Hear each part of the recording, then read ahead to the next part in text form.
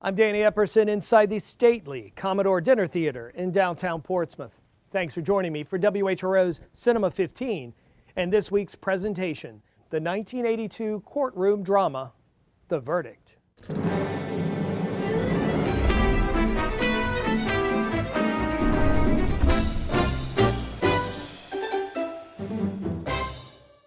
When the American Film Institute wanted to compile a list of the top 10 courtroom dramas, they asked a jury of filmmakers, critics, and historians to decide.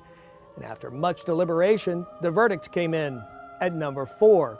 1982's The Verdict is regarded as a masterpiece of the genre, thanks to the legal dream team that 20th Century Fox assembled. Lumet, Mamet, and Newman. Sounds like one heck of a law firm, right? With over 50 feature films to his credit, Sidney Lumet was one of the most prolific directors of the modern era.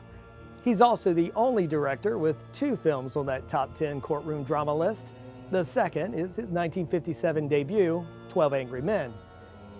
The Verdict was David Mamet's second screenplay. Producers hired the celebrated playwright to adapt Barry Reed's best-selling novel of the same name, but rejected Mamet's final draft. The studio then spent close to $1 million hiring new writers before Sidney Lumet stepped in. He agreed to make the movie, but only with Mamet's original script. In The Verdict, Paul Newman stars as Frank Galvin, an alcoholic lawyer whose life and legal career has seen better days. After he takes on a malpractice case, Frank realizes it may be his last best hope for redemption. There are some people who are going to say, well, this is a courtroom thing, which it isn't. They're going to say it's an attack on the Catholic Church, which it isn't. They're going to say it's an attack on hospitals, which it isn't. It's really the redemption of a human being. Your Honor, with all due respect, if you're going to try my case for me, I wish you wouldn't lose it. Newman delivers a brilliant performance, supported by a veteran cast that includes Warden, James Mason, and Charlotte Rampling. The Verdict earned 5 Academy Award nominations. Unfortunately, Gandhi gobbled up most of the Oscar buzz that year and didn't leave any awards for anyone else. I'll be back after the movie to tell you about the 17th century artist who inspired the look of this film and show you the huge Hollywood star who makes his feature film debut in a blink and you'll miss him moment. But for now, hit the lights. Let's adjourn and enjoy The Verdict.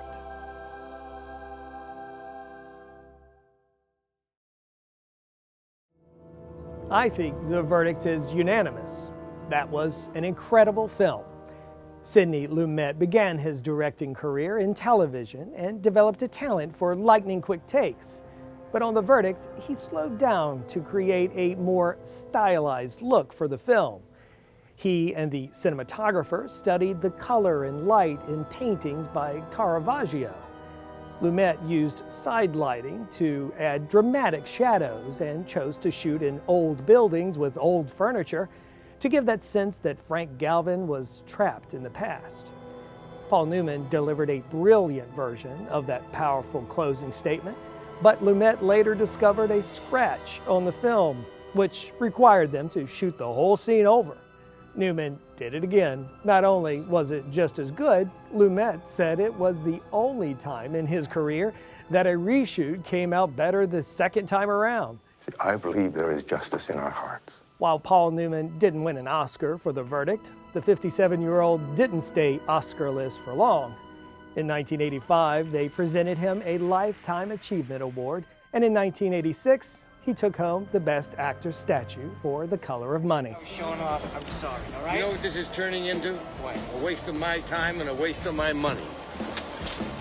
Newman was nominated again in 1994 for a film called Nobody's Fool. That film also co-starred that soon-to-be huge Hollywood actor who made his movie debut in The Verdict, which I mentioned earlier. Did you catch him? He was an uncredited courtroom observer. Take a closer look. You can see him right there, sitting a few rows back, sporting a full head of hair. Yep, it's Bruce Willis. I'm Danny Epperson, and I'll see you next time for WHRO Cinema 15 and another classic movie.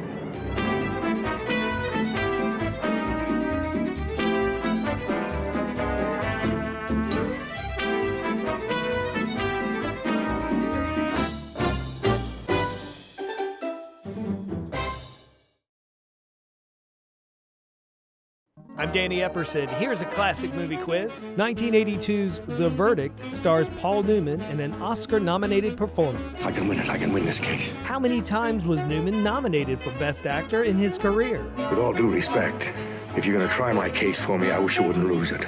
8. This was his 6th. You provide the popcorn, the couch, or the TV. We'll provide great movies like The Verdict. Watch Cinema 15, Saturday night at 8 on WHRO TV 15.